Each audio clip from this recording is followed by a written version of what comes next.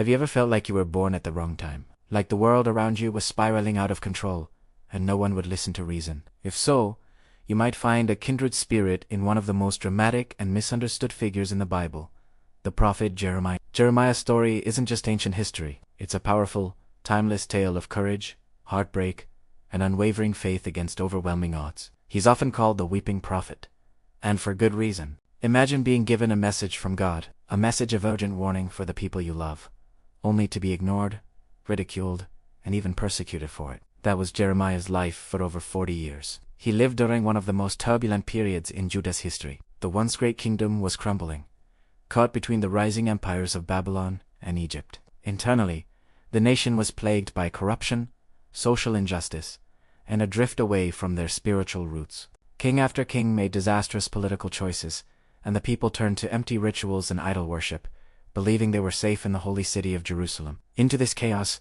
stepped Jeremiah. He wasn't a powerful priest or a royal advisor. He was a young man from a small town called Anathoth. When God called him, his first reaction, fear. He told God, "I do not know how to speak. I am too young." It's a feeling many of us can relate to, feeling inadequate for a massive task. But God's response was one of reassurance.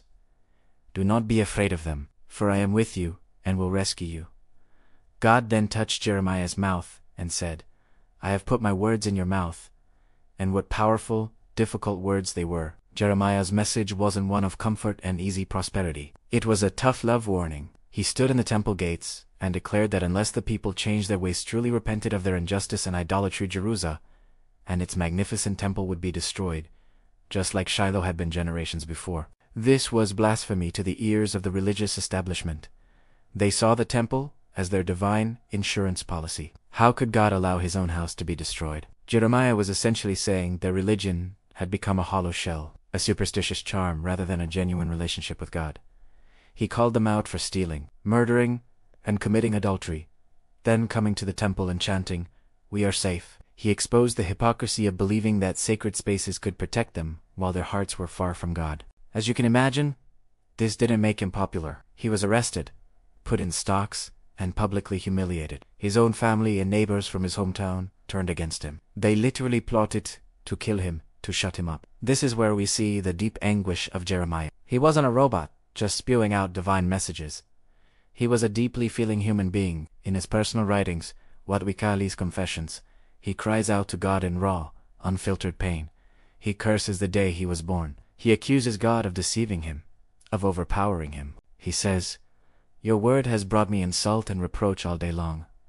He even tries to quit. He resolves to stop speaking God's name, to just keep it all inside, but he can't. He describes God's word as a fire shut up in his bones, a fire he is weary of holding in. He had to speak, even if it cost him everything.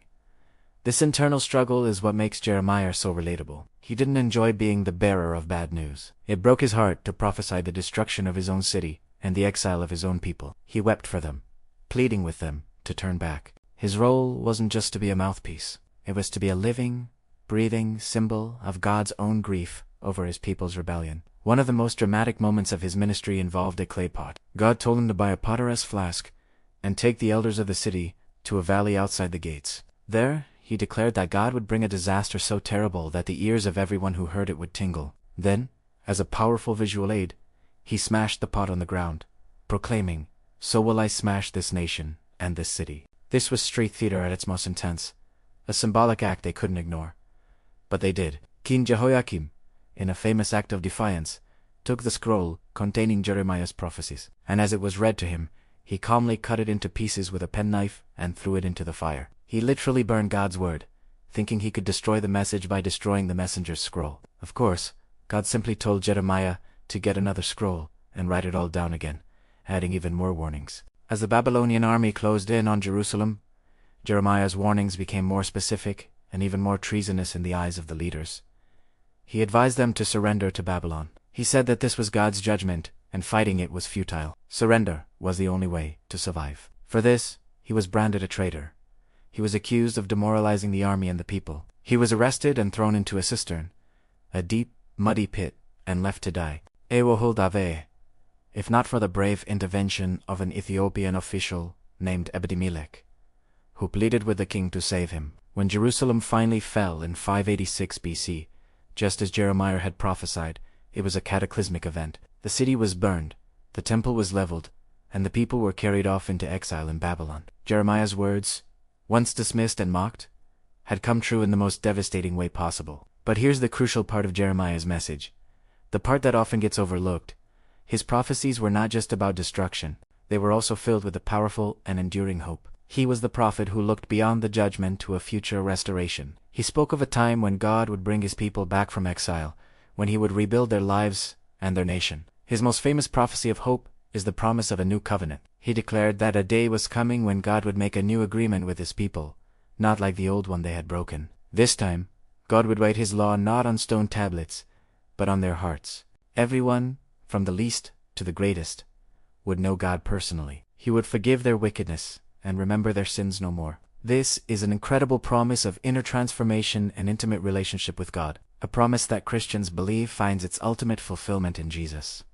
So, Jeremiah was not just the weeping prophet of doom, he was also the steadfast prophet of hope. He bought a field in his hometown right before the final siege of Jerusalem, a seemingly insane act. Why buy property in a land about to be conquered? It was a powerful act of faith, a tangible sign that he truly believed God's promise that people would one day return and live in the land again. After the fall of Jerusalem, the Babylonians actually treated Jeremiah with respect. They recognized him as a true prophet and gave him the choice to go to Babylon or stay with the remnant left in Judah.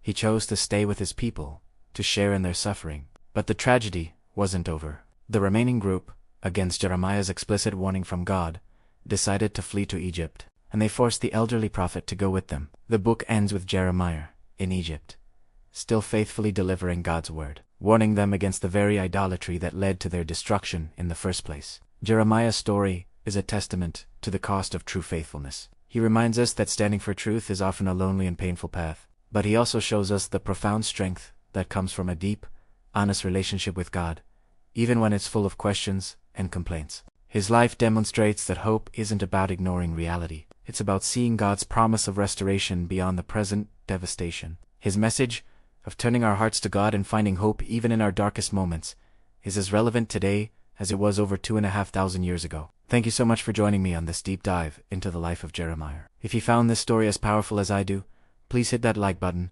and subscribe for more content that explores the incredible depths of these ancient texts. Let me know in the comments which figure you'd like to explore next. See you in the next video.